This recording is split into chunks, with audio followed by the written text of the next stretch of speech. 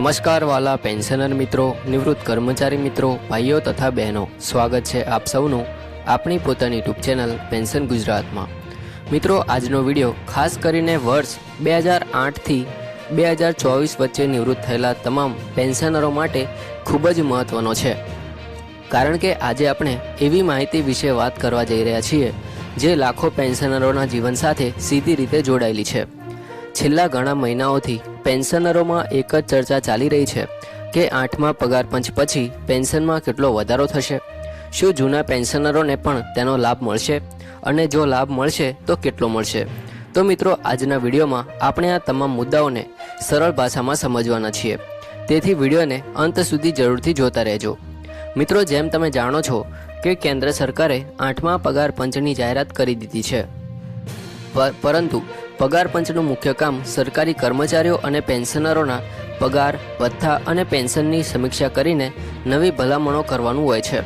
હાલમાં કર્મચારી સંગઠનો અને પેન્શનર સંગઠનો સતત માંગ કરી રહ્યા છે કે મોંઘવારીના સતત વધતા ભારને ધ્યાનમાં રાખીને સરકાર તાત્કાલિક રાહત આપે।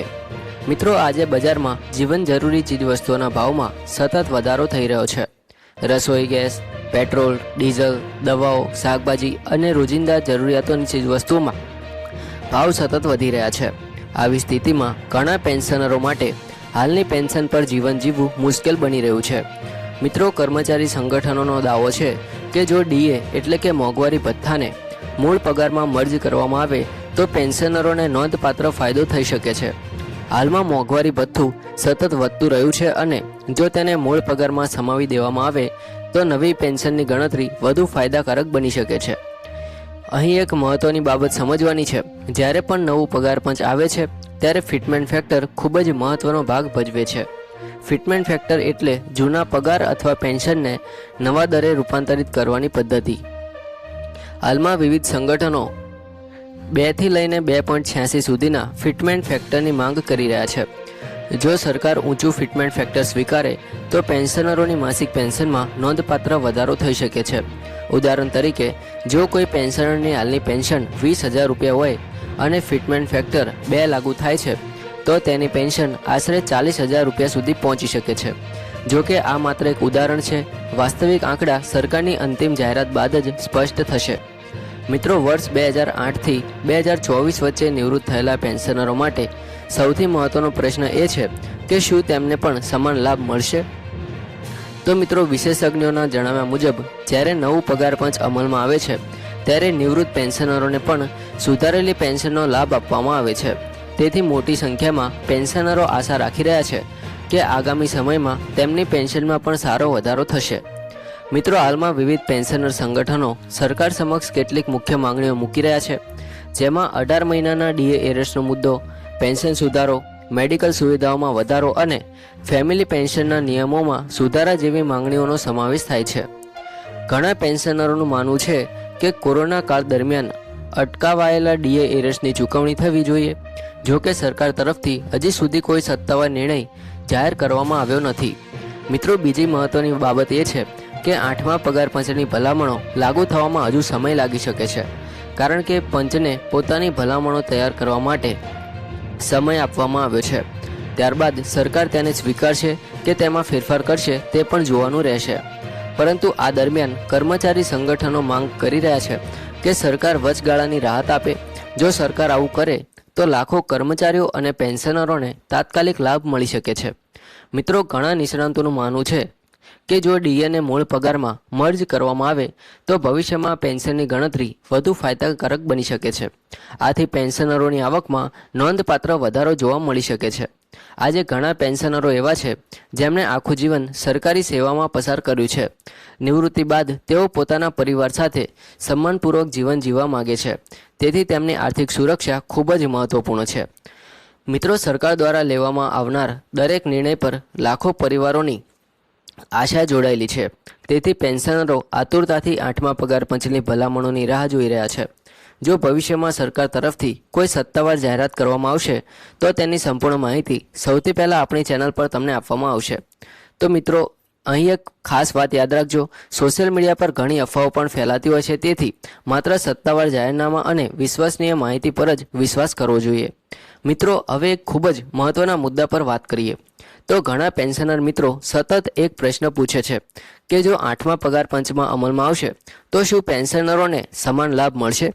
તો મિત્રો, સામાન્ય રીતે જ્યારે પણ નવું પગાર પંચ અમલમાં આવે છે ત્યારે સરકાર દ્વારા અલગ અલગ કેટેગરીના કર્મચારીઓ અને પેન્શનરો માટે નિયમો જાહેર કરવામાં આવે છે. તેથી અંતિમ નિર્ણય સરકારની સત્તાવાર ભલામણો પર આધારિત રહેશે. પરંતુ નિષ્ણાંતોનું માનવું છે કે વર્ષો સુધી સરકારી સેવા આપનાર નિવૃત્ત કર્મચારીઓને પણ યોગ્ય લાભ મળવો જોઈએ. મિત્રો, છેલ્લા કેટલાક વર્ષોમાં મોંઘવારી સતત વધી રહી છે. ખાસ કરીને વડીલ નાગરિકો માટે દવાઓના ખર્ચા, હોસ્પિટલના ખર્ચા, ઘર ખર્ચ અને અન્ય આવશ્યક જરૂરિયાતોના ખર્ચમાં નોંધપાત્ર વધારો થયો છે. ઘણા પેન્શનર મિત્રો એવા છે કે જેમની આવકનો મુખ્ય સ્ત્રોત માત્ર પેન્શન જ છે. આવી સ્થિતિમાં પેન્શનમાં થતો દરેક વધારો તેમના માટે મોટી રાહત સમાન સાબિત થાય છે.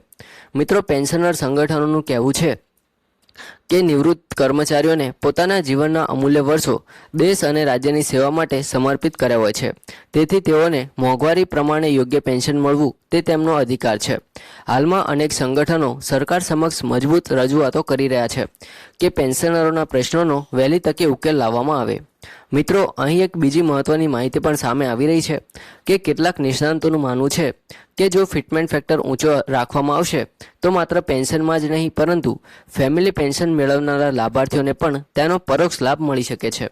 એટલે એવા પરિવારોને પણ આર્થિક સુરક્ષા મળશે જેમના પરિવારના સભ્ય સરકારી સેવામાંથી નિવૃત્ત થયા બાદ અવસાન પામ્યા હોય. મિત્રો, આજકાલ ઘણા પેન્શનરો સોશિયલ મીડિયા પર વિવિધ પ્રકારના મેસેજ અને પોસ્ટ જોઈને મૂંઝવણમાં પડી જાય છે. ક્યાંક લખવામાં આવે છે કે પેન્શન બમણી થઈ જશે તો ક્યાંક કહેવામાં આવે છે કે કરોડો રૂપિયાનું એરર્સ મળશે. પરંતુ મિત્રો, આવી માહિતી પર તરત વિશ્વાસ ન કરવો જોઈએ. જ્યાં સુધી સરકાર તરફથી સત્તાવાર જાહેરનામું બહાર ન પડે ત્યાં સુધી કોઈ પણ આંકડાને અંતિમ માનવો યોગ્ય નથી. મિત્રો, આપણી ચેનલનો હંમેશા પ્રયાસ એ જ રહ્યો છે કે તમને માત્ર વિશ્વસનીય અને તથ્ય આધારિત માહિતી જ પહોંચાડવામાં આવે.